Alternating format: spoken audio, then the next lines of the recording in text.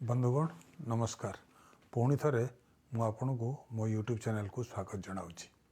गत वीडियो रे मुझे को सब्जेक्ट प्रेडिकेट एवं फ्रेज और क्लॉज विषय रे आलोचना करी बुझाई। आज आसतु इंग्राजी भाषा रे पार्ट्स ऑफ स्पीच विषय रे शिखिबा।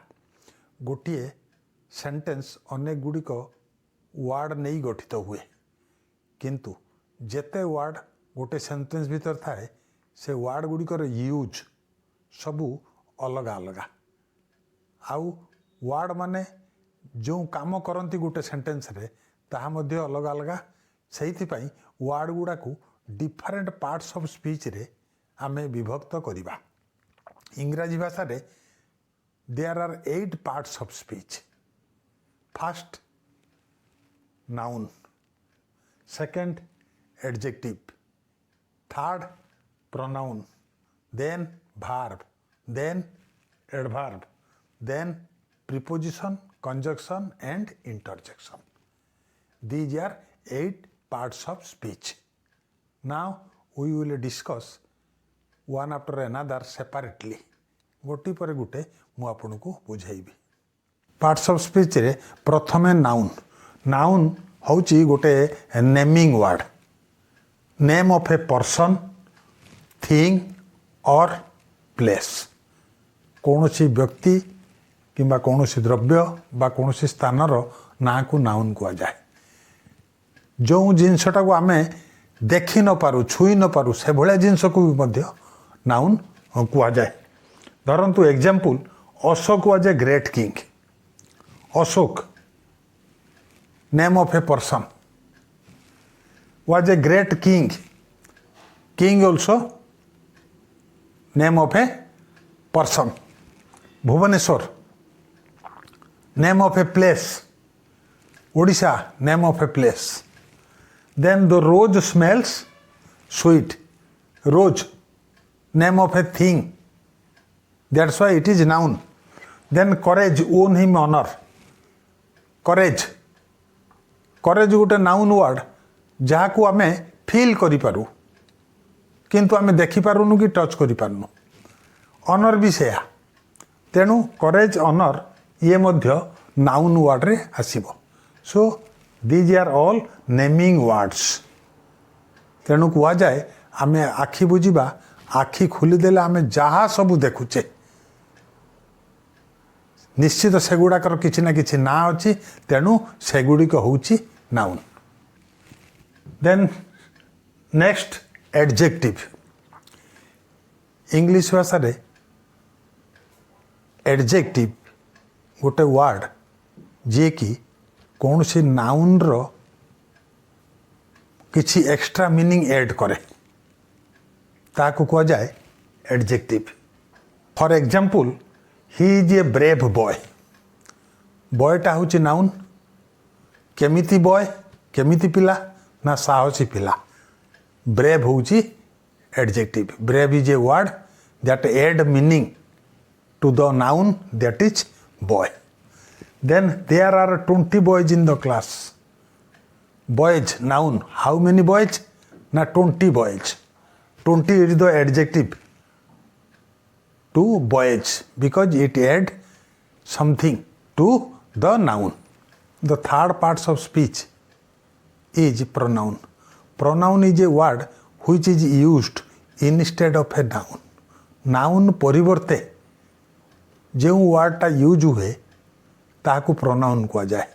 गोटे सेंटेंस रे जदि गोटे नाउन को बारंबार कहवा को पड़े, सही ना को बारंबार न कही ता बदल रे आउ गोटे वर्ड लगा जाए जदि कह जाए सेटा को प्रोनाउन कह जाए। For example, John is absent because he is ill. John है गला नाउन। John is absent पुणी जदि कहबा because John is ill, सेटा सुनिया को भल लागुनी। सेइथि पई आमे ही वर्डटा को आमे यूज करचु। जॉन वर्ड रो रिपीटेशन को न करिया पई एई वर्डटा यूज करचु। तेणु एई वर्ड जॉन जगार यूज ହେଇଛି ସେଇଥିପାଇଁ ଏଟା pronoun. The books are there where you left them. The books ହେଇଗଲା noun. Books are there where you left books. ଯଦି ରିପିଟ୍ କରାଯାଏ ଏଇ ନାଉନ୍ ବୁକ୍ସକୁ ତାହେଲେ ଶୁଣିବାକୁ ଭଲ ଲାଗୁନି. ତେଣୁ ଏଇ ନାଉନ୍ର ରିପିଟେସନ୍କୁ ଗୋଟିଏ ସେଣ୍ଟେନ୍ସରେ ବନ୍ଦ କରିବା ପାଇଁ ଆମେ ଗୋଟେ ୱାର୍ଡ଼ ୟୁଜ୍ କରୁ. ସେଇ ୱାର୍ଡ଼କୁ ଆମେ କହୁ pronoun. ତେଣୁ the books are there where you left them. them ୱାର୍ଡ଼ଟା pronoun of the noun books. The fourth parts of speech is verb. Verb is a action word.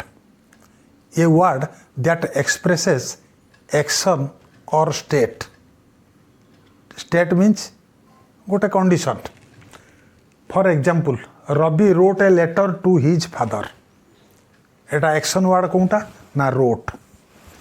Wrote, write, wrote, written. एटी action आड़ेगला wrote. Then Kolkata is a big city. Is it expresses state means condition.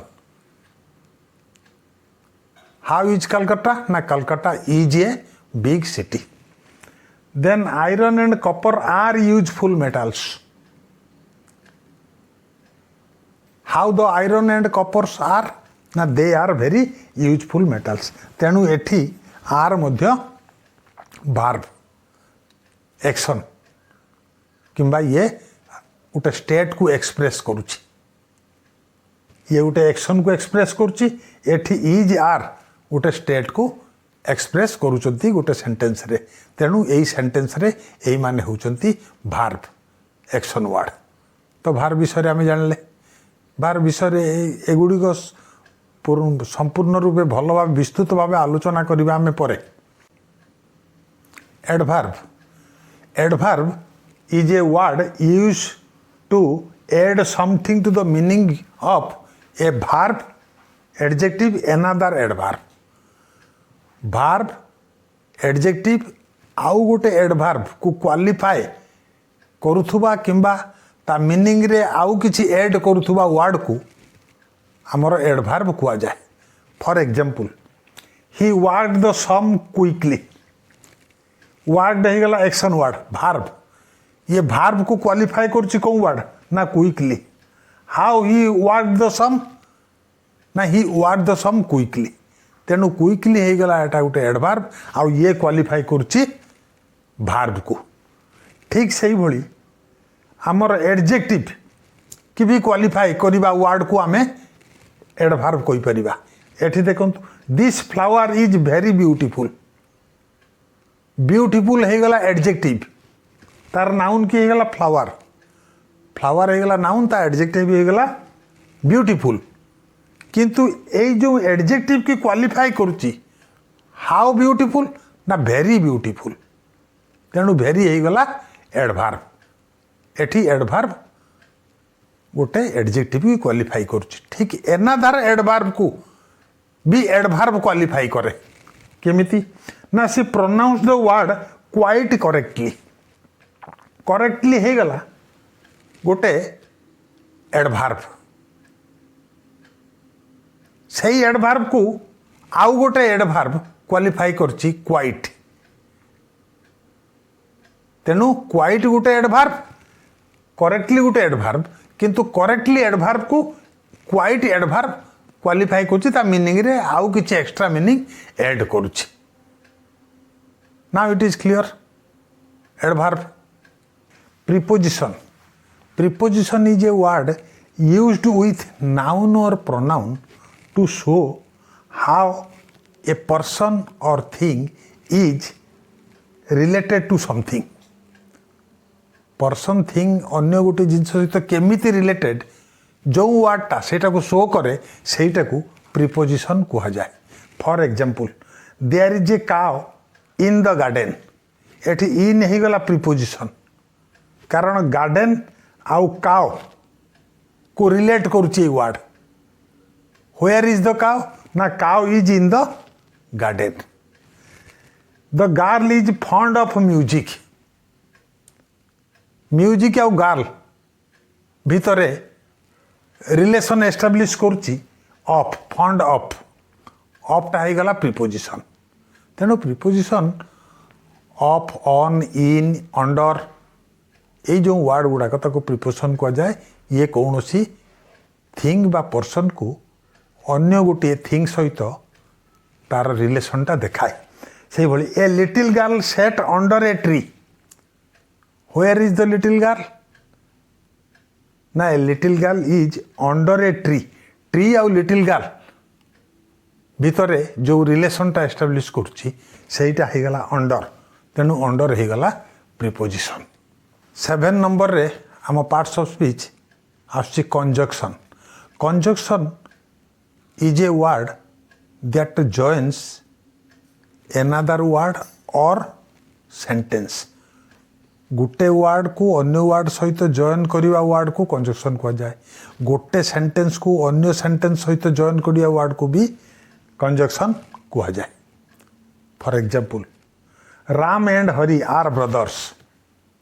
Ram, Hari, 2 persons joined by a word and। तेणु and हो गला conjunction because it joins 2 words। then 2 and 2 are 4। 2 and 2 make 4। 2 गोटे word, एठी 2 गोटे word. ये दीटा word को join करुच्ची एंड। जॉइनिंग वर्ड कंजक्शन माने जॉइनिंग वर्ड। क्या जॉइन करे ना दीटा वर्ड को जॉइन करे, नहले दीटा सेंटेंस को जॉइन करे। Another example, I ran fast but miss the train.